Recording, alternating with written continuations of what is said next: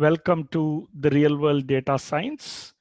Now, there is something very exciting today that I'm going to start.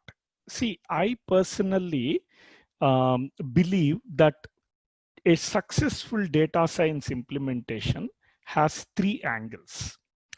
What you learned until now, if you joined in the previous classes, is the programming angle. So how to build code to solve some interesting text recommendation, tabular data kind of problems.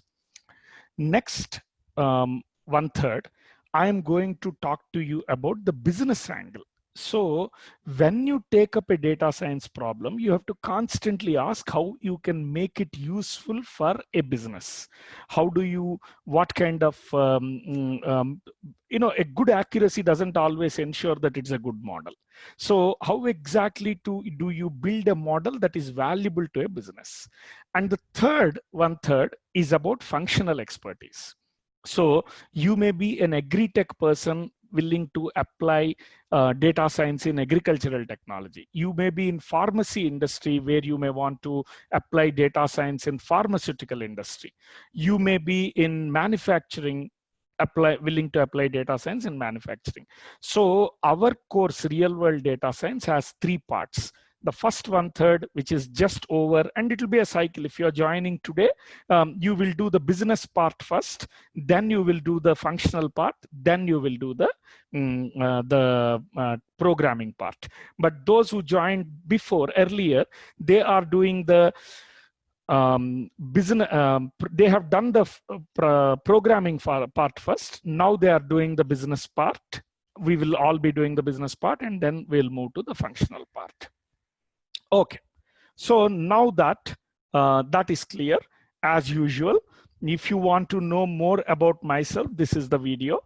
If you want to look at the course, it's very important that you understand these bullets 2 and 3. Please go through those links, check those videos and get the clarity. 1 and 4 will give you an idea of how exactly this course is structured. Okay.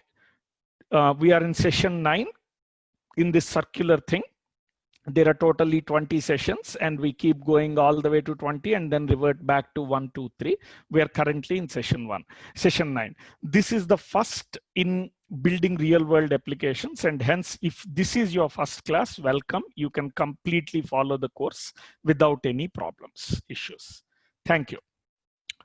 Right. So in the data science, I particularly want to look at one subset called supervised problems. Okay. Now, what is a supervised problem? In any business, you know, if you can benefit a lot if you can predict things in advance, certain things. For example, if you want to buy a lottery ticket, obviously you'll benefit a lot if you know which lottery ticket is going to win, right?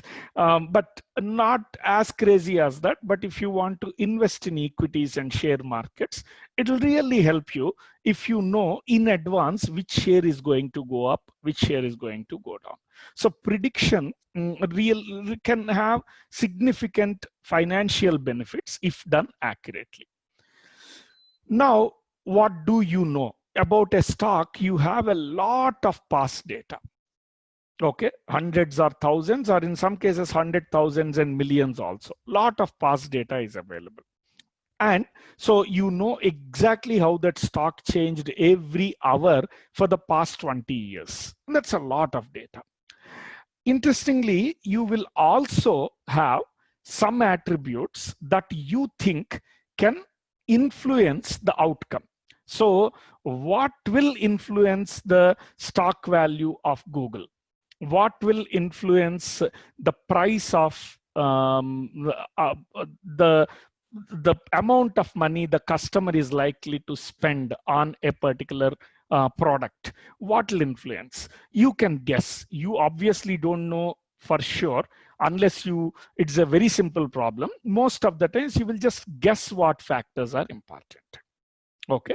Now, supervised learning is about using AI engines to find correlations between these factors that you guess are important and this lot of past data that you have about the factor that you want to predict. So I have a lot of attributes that I think are important, and I also know how much that customer spent. AI engine now will find the correlation, provide you give it enough data, right? So a lot of past data where you know some easy to measure attributes that you believe will have influence on the outcome.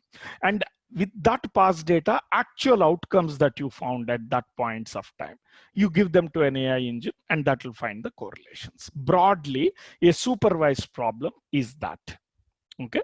Finding, there are some easy to measure attributes, one difficult to measure attribute, but if you can predict this difficult to measure attribute, you will get beautiful business gain. So you find a relation between this difficult to measure attribute and these easy to measure attributes. And you, algorithms are secondary. In the business, you don't care about the algorithm. You know there is a black box that tell you how to do this. Okay,